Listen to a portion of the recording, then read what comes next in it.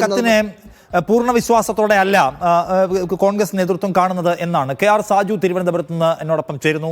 സാജു, ഈ പ്രശ്നത്തെ ഇപ്പോൾ എങ്ങനെ ടാക്കിൾ ചെയ്യാനാണ്, എങ്ങനെ സമീപിക്കാനാണ് കോൺഗ്രസ് നേതൃത്വത്തിന്റെ തീരുമാനം? നിഷാദ്, എൻ.എം. വിജയന്റെ കത്ത് പുറത്തു വന്നതോടുകൂടി പാർട്ടി പ്രതിരോധത്തിലായിരിക്കുന്നു എന്ന കാര്യത്തിൽ കോൺഗ്രസ് നേതൃത്വത്തിന് സംശയമില്ല. അതിനെ ഒരു മറികടക്കാനുള്ള വിദ്യ എന്ന നിലയിലാണ് ഇപ്പോൾ അന്വേഷണ കമ്മീഷനെ പ്രഖ്യാപിച്ചിരിക്കുന്നത്. ആ അന്വേഷണ കമ്മീഷന്റെ അന്വേഷണം കുടുംബത്തെ കൂടി മുഖവിലക്കെടുത്ത് മുന്നോട്ട് കൊണ്ടുപോവുകയും അങ്ങനെ ഏതെങ്കിലും അർത്ഥത്തിലുള്ള ഒരു പോളിഷ്ഡ് ആയ സാഹചര്യം സൃഷ്ടിക്കുക എന്നതാണ് ഇപ്പോൾ കോൺഗ്രസ് നേതൃത്വത്തിന്റെ മുന്നിലുള്ള വഴി. അതുവരെയും പ്രകോപനം ഉണ്ടാക്കുന്ന രീതിയിലുള്ള ഒരു തരത്തിലുള്ള പ്രതികരണങ്ങളും ഇനി കോൺഗ്രസ് നേതൃത്വത്തിന്റെ ഭാഗത്തു നിന്നും ഉണ്ടാവില്ല. എല്ലാ നേതാക്കളും ഒരേപോലെ തന്നെ അന്വേഷണ കമ്മീഷനെ പാർട്ടി ഈ വിവാദത്തിൽ നിയോഗിച്ചിട്ടുണ്ട്.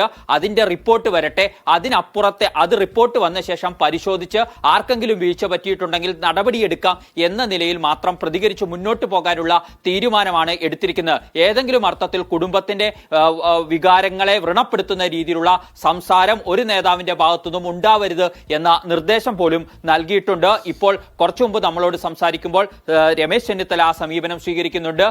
ഇന്നലെ പ്രതിപക്ഷ നേതാവ് അടക്കം അതേ സമീപനമാണ് സ്വീകരിക്കുന്നത്. പാർട്ടി അന്വേഷണ കമ്മീഷനെ നിയോഗിച്ചിട്ടുണ്ട്. ആ അന്വേഷണ കമ്മീഷന്റെ റിപ്പോർട്ട് വരട്ടെ എന്ന് പറഞ്ഞ് കാത്തിരിക്കുക എന്ന ഒരു സമീപനത്തിലേക്കാണ് പോകുന്നത്. പക്ഷേ ഈ പരിക്ക് വളരെ വലുതാണ്. കാരണം പി ദിവ്യയുടെ അടക്കമുള്ള കേസുകളിൽ കോൺഗ്രസ് സ്വീകരിച്ച രാഷ്ട്രീയ സമീപനത്തിന് തിരിച്ചടി കിട്ടുന്ന രീതിയിലായി കാര്യങ്ങൾ മാറിയിരിക്കുന്നു എന്ന് നേതൃത്വം വിലയിരുത്തുന്നുണ്ട്. വയനാട്ടിലെ പ്രശ്നങ്ങൾ ഇപ്പോൾ ഉയർന്നു വന്നതല്ല, അത് വളരെ നേരത്തെ തന്നെ ഇതിലെ പല ആരോപണങ്ങളും ഉണ്ടായിരുന്നതാണ്. അത് ആ സമയത്ത് യഥാസമയം കൈകാര്യം ചെയ്തില്ല എന്നതടക്കമുള്ള വീഴ്ചകൾ കോൺഗ്രസ് നേതൃത്വം ഈ ഘട്ടത്തിൽ തിരിച്ചറിയുന്നുണ്ട്. അന്വേഷണ കമ്മീഷനിലൂടെ ഒരു പോംവഴി കണ്ടെത്തുക എന്നത് മാത്രമാണ് ഇപ്പോൾ കോൺഗ്രസ് പ്രധാനപ്പെട്ട കാര്യമാണ്. അതായത് ഇപ്പോൾ അന്വേഷണ കമ്മീഷനെ നിയോഗിച്ചുകൊണ്ട് പരിക്ക് പരിഹരിക്കാൻ കഴിയുമെന്നുള്ളത് കോൺഗ്രസിന്റെ ഒരു അതിമോഹമല്ലേ? ഈ കത്ത് തനിക്ക് കിട്ടിയിട്ടുണ്ടോ എന്ന് KPCC പ്രസിഡന്റും പരാതി തന്റെ മുന്നിൽ വന്നിട്ടുണ്ട് എന്ന് ഈ VD സതീശനും ഒക്കെ സമ്മതിക്കുന്നതാണ്. എന്ന് വെച്ചാൽ വളരെ ഗൗരവമുള്ള ഒരു പരാതി, 4 പതിറ്റാണ്ട് കാലത്തെ പ്രവർത്തന പാരമ്പര്യമുള്ള ഒരു മുതിർന്ന നേതാവ് നൽകുന്ന പരാതി, അത് ഇൻവെസ്റ്റിഗേറ്റ് ചെയ്യാൻ അന്നൊരു കമ്മീഷനെ വെക്കാതെ അയാളുടെ മരണം വരെ കാത്തിരിക്കേണ്ടി വരുന്നു, മാധ്യമങ്ങളുടെ സമ്മർദ്ദം ഉണ്ടാകേണ്ടി വരുന്നു, അല്ലെങ്കിൽ അപ്പുറത്തെ ഈ ഭരണപക്ഷ പാർട്ടിയുടെയും അവരുടെ മാധ്യമങ്ങളുടെയും സമ്മർദ്ദം ഉണ്ടാവേണ്ടി വരുന്നു. അപ്പോൾ മാത്രമാണ് ഒരു അന്വേഷണ സമിതിയിലേക്ക് പോവുക എന്ന് വെച്ചാൽ ഇപ്പോൾ പ്രഖ്യാപിച്ചിരിക്കുന്ന ഈ ഏർപ്പാട് കൊണ്ട് കോൺഗ്രസിന് പിടിച്ചു നിൽക്കാൻ പറ്റുമോ?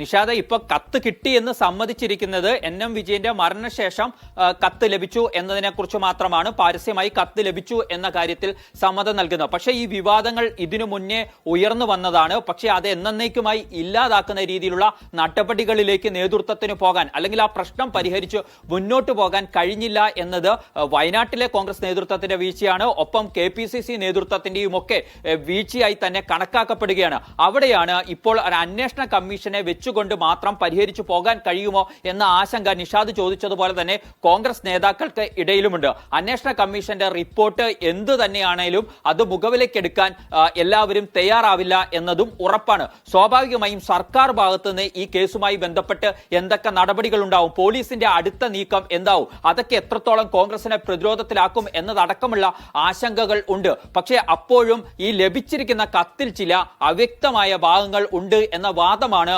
കോൺഗ്രസ് നേതാക്കൾ ഒന്നടങ്കം ഉന്നയിക്കുന്ന. അതിൽ ചില ക്ലാരിറ്റി വരാൻ ഉണ്ട്. അതുകൂടി ഈ അന്വേഷണ കമ്മീഷൻ പരിശോധിക്കും എന്നതടക്കമുള്ള കാര്യങ്ങൾ വിശദീകരിച്ചുകൊണ്ട് തൽക്കാലം ഈ വിവാദത്തിൽ നിന്നും വഴിമാറി നടക്കാനുള്ള ശ്രമമാണ് കോൺഗ്രസ് നടത്തുന്നത്.